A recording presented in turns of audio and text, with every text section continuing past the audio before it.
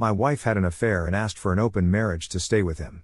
I played along, collected proof of her neglecting our kids, and then filed for divorce and full custody. Hey everyone. I'm using a throwaway account for obvious reasons. My real name isn't Mark, but it'll work for now. I'm 35 and my wife, let's call her Sarah, is 33. We've been married for a decade and together for 12 years. We've got 2 kiddos, Lily who's 8 and Tom who's 6. I'm writing this because my life has been a whirlwind over the last 2 days, and maybe sharing it with strangers will help me make sense of it all. I've been a senior project manager in a big construction company for 12 years. My job is demanding with high-stakes projects and tight deadlines, which means long hours. A typical day is about 10 to 12 hours at the site or office, and sometimes it stretches to 14 or 15 hours when we hit a crunch time or unexpected issues pop up, which is pretty common. Working weekends, particularly Saturday mornings, is the norm. The job is tough, but it's made life comfortable for us. We have a nice home in a good school district and Sarah doesn't have to work if she doesn't want to. Before the kids came along, Sarah worked as a freelance graphic designer. She was really talented and had a decent number of clients. When Lily was born, we decided that Sarah would stay at home during the kids' early years. My income covered our expenses, and we both thought it was great for one of us to always be there for the kids. So, about 6 months after Lily was born, Sarah stopped taking on new clients and focused on being a homemaker. She did the occasional design project for friends or local groups, more for fun than anything else. In the beginning, everything seemed stable.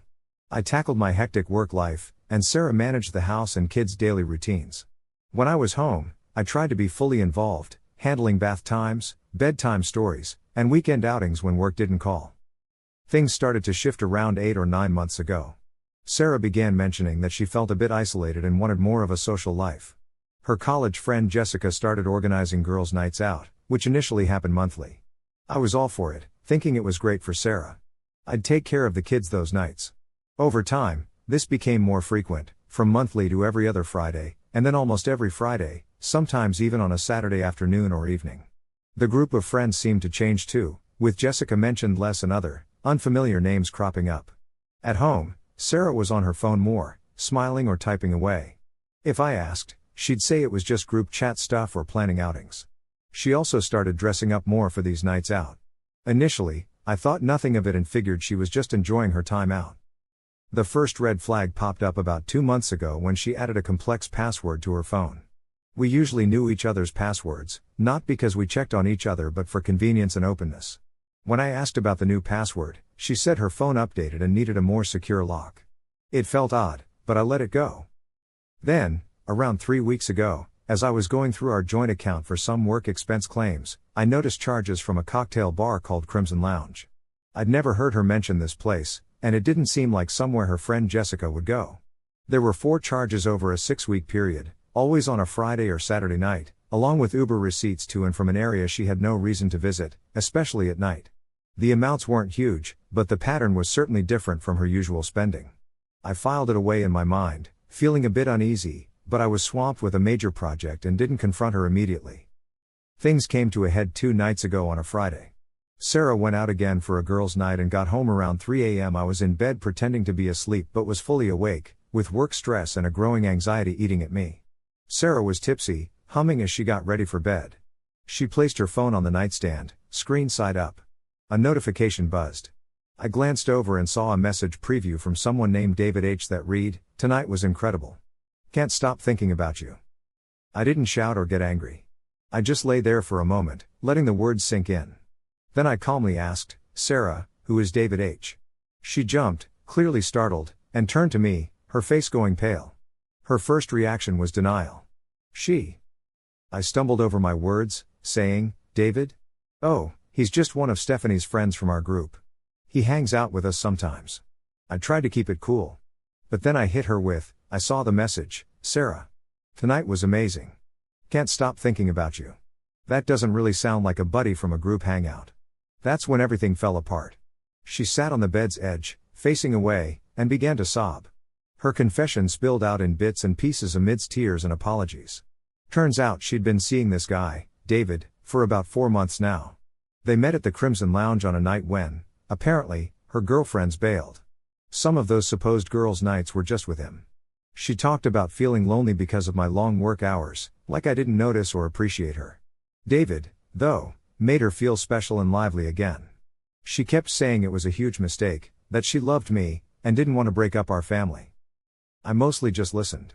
Our kids were sleeping soundly, totally unaware their world was cracking. I didn't reach out to her, barely said a thing apart from asking a few questions about the timeline. After a night of no sleep, spent in separate rooms, I moved to the guest room. She kept apologizing, looking like a wreck with red and swollen eyes. She insisted she'd do anything to fix it. And then she hit me with this wild idea. Voice shaky but hopeful, she suggested an open marriage.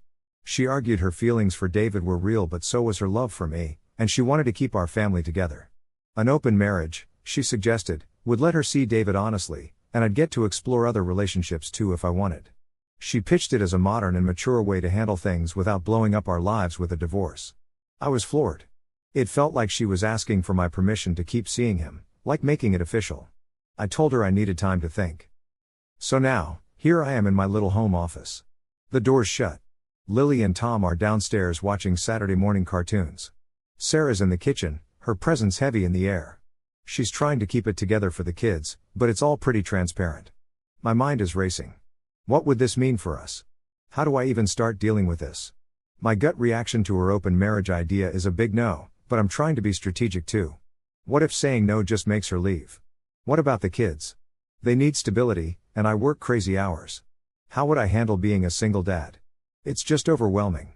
Has anyone else ever been through something like this? An affair followed by not just a confession but a request to make the affair part of the marriage. Where do I even start? 3 weeks since I first shared my predicament here, and the responses were overwhelming. Thanks so much for all the comments, advice, and messages. Reading all those different views, some tough, some understanding, really helped me cut through that initial shock and pain. I realized that while my situation seems unique and isolating, the underlying betrayal and tough choices are sadly pretty common. A lot of you asked if there were signs Sarah was unhappy before, or if we'd considered therapy. Looking back, her wanting more girls' nights and saying she felt stuck might have been clues, but she never really let on that our marriage was in deep trouble. When I asked if everything was okay or if she needed to talk, she'd usually say she was just tired or stressed from dealing with the kids. Therapy hadn't crossed our minds. I honestly thought our marriage, though sometimes stressed, was solid. Her apology, full of tears and regret, seemed less sincere once she jumped to her open marriage pitch. It felt like she was more sorry for getting caught than sorry about the affair itself. She said her feelings for David caught her by surprise, and she was all twisted up over it, thinking an open marriage was the only way to avoid tearing our lives apart. The most repeated advice, and the one that felt most actionable, was to talk to a lawyer. Within 2 days of my initial post, I had an appointment lined up. I found a good family law attorney through a referral. That 1-hour consultation was possibly the clearest and most empowering moment I've had in ages. The lawyer was straightforward, walked me through divorce, custody, and finance stuff in our state. She told me to document everything, Sarah's actions, my involvement with the kids, spending, and any talks about her affair or the open marriage idea. This could be crucial if divorce was our path. She also talked about the potential legal impact of an open marriage agreement. So, I got involved in some legal stuff that might make things tricky, but apparently, evidence of Sarah's cheating before this, and what she's up to now, is still super important. After chatting with folks and mulling over the mess of my marriage for what felt like forever, I had to make a tough call. The whole idea of an open marriage, especially one kickstarted by cheating and clearly favoring Sarah, wasn't something I could truly get behind. But I also felt like straight up confronting her or shutting it down might be risky. I was worried she'd become sneakier or do something rash that'd mess up things for the kids before I could handle it. So, with my lawyer's backing, I came up with a plan. First, I told Sarah I'd think about her open marriage idea. I was careful with my words, I didn't say I agreed. I mentioned it was a huge concept, that I was still dealing with her affair, and said if we were to even go down this road, it would need tons of work and complete honesty from her. I told her I needed to think, research, and see if I could even imagine it. I tossed out the idea of learning everything about her and David, and that we should probably get help from a counselor. This was more about buying time than anything else, though, to make sure she didn't dig her heels in or start hiding stuff more, and to let myself get ready. Next, my lawyer advised me to get a private investigator. It was a big step, and not one I took lightly, but I knew it was needed.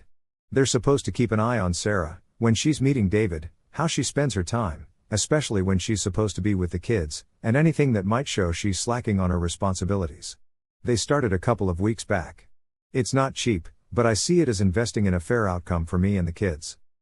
Then, I got serious about keeping records.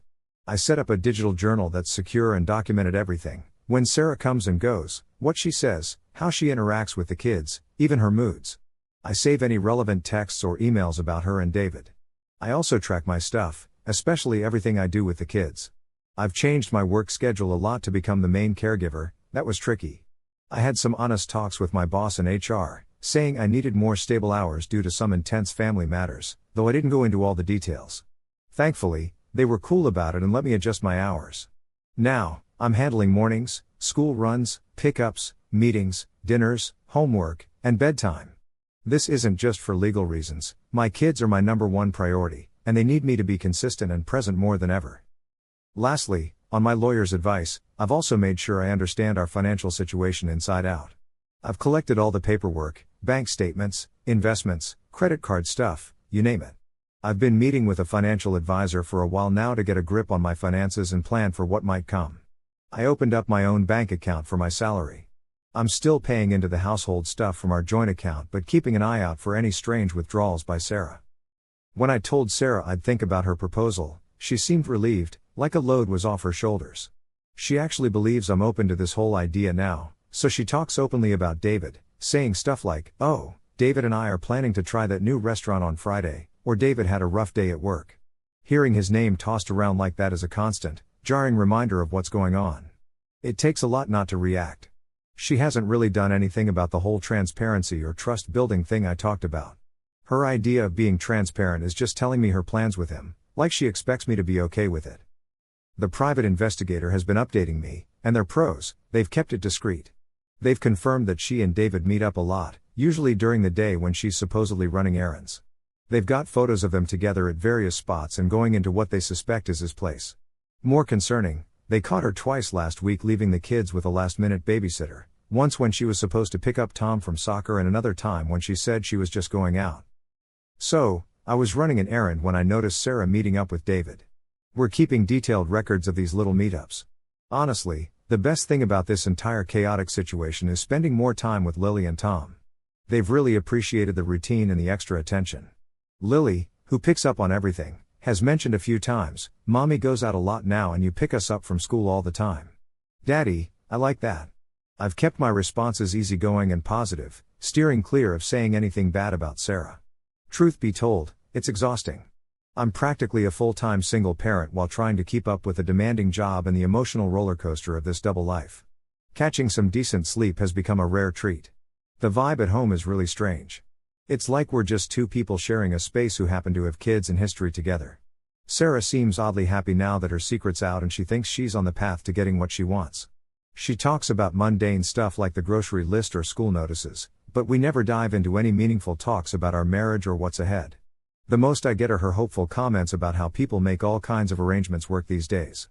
My lawyer is pleased with how things are shaping up and the evidence we're gathering. He's mentioned that showing a consistent pattern of me taking on the caregiver role, along with proof of Sarah's ongoing affair and any sketchy financial moves, will really boost my case if things go to a contested divorce, especially when it comes to child custody and spousal support. How long I can keep this act up, I'm not sure. Every day feels like a performance. But for now, this is the plan.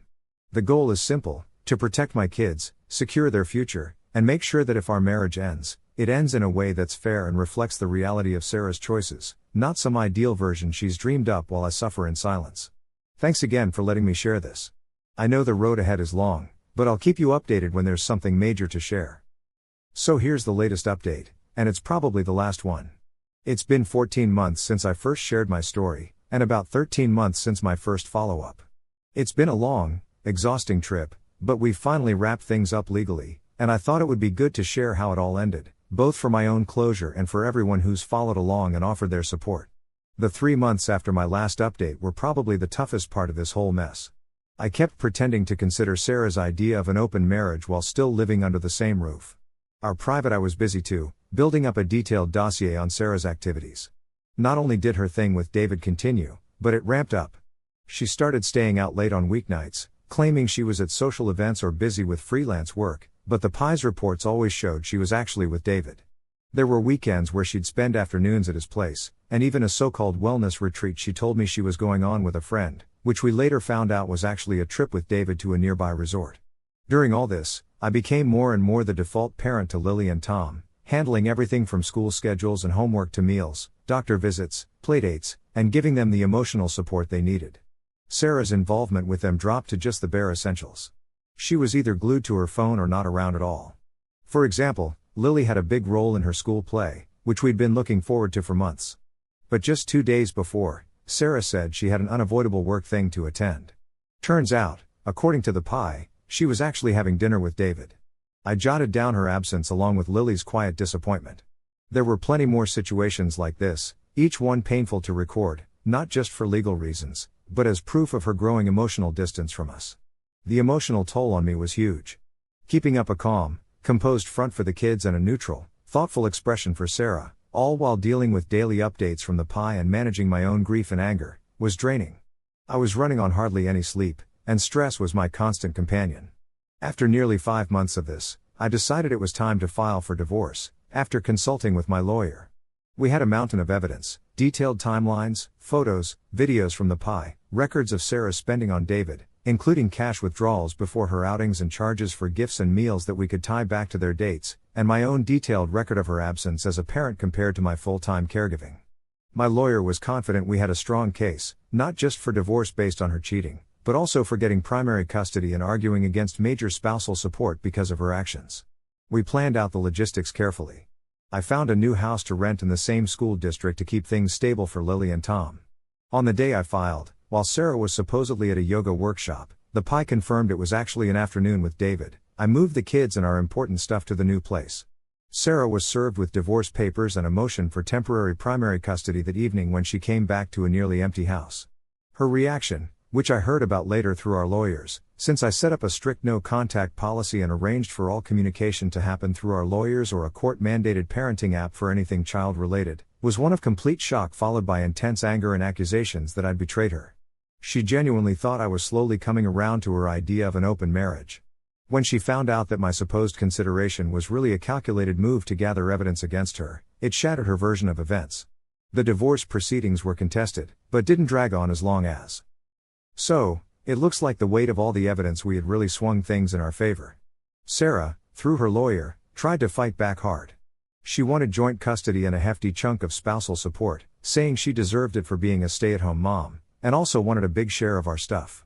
Her lawyer tried to say that the private investigator's evidence was an invasion of privacy and made me look like a jerk.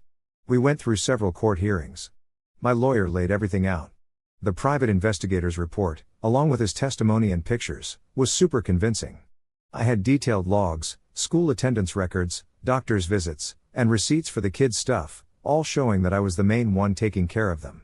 We proved not only the affair but a pattern of Sarah putting David before our kids, Lily and Tom. The money she spent on David, although not huge, backed up our claims. Cross-examinations were tense, but the facts were clear-cut. Any attempts by Sarah to explain her absences or twist her relationship with David didn't hold up against the documented reality. We tried mediation, but it didn't work because Sarah wouldn't budge from her original demands. The judge's final ruling came down a couple of months ago, and it was thorough. I got sole legal custody, the authority to make final decisions, and the primary physical custody of Lily and Tom.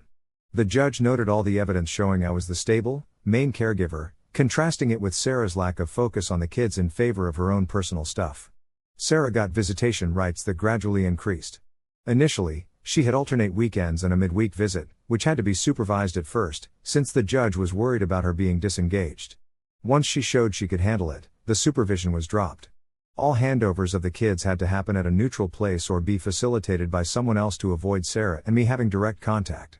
Regarding spousal support, Sarah wanted 40% of my net income for 10 years, arguing that she was out of the workforce while being a mom. My lawyer countered with her skills in graphic design, her age and employability, the short time she was a full-time mom before her focus shifted, and her conduct. The judge only granted transitional alimony for 18 months at a much lower rate than she asked for, about 15% of her original request. The judge said her time as a homemaker mattered, but her neglect of her parental duties and her actions in the marital breakdown affected how long she'd get support. Basically, her actions shot her own claim in the foot. When it came to dividing our stuff, it mostly followed state guidelines, but the judge gave me a bit extra to account for the money Sarah spent on her affair with David.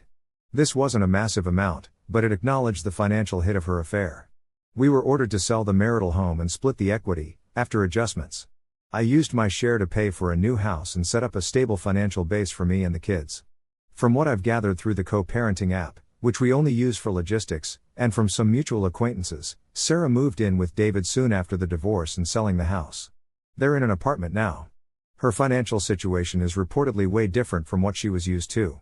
The alimony isn't much, and between David's salary and any freelance work she might be picking up, it sounds like they're not living the high life.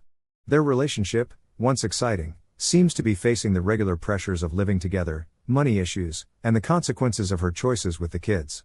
Her visits with Lily and Tom follow the court order. I have my sister or a friend handle the kids' drop-off and pick-up to avoid seeing her directly. These exchanges are described as polite but a bit awkward. The kids are nice to her, but they really feel at home with me. Life for me, Lily, and Tom has settled into a good groove. Our house is smaller than before, but it's become a cozy, happy place. Work-wise, I managed to negotiate a role with better hours and less travel, letting me be there more for the kids. It came with a slight pay cut and maybe a slower career path, but it's totally worth it for the kids' well-being. They're thriving. Doing great in school, have plenty of friends, and while the divorce was tough, they've shown amazing resilience. Our bond is tighter than ever. I just want to thank this community again. This is my last post about this chapter of my life. Now, I'm all about moving forward, raising my kids, and building a new life with them.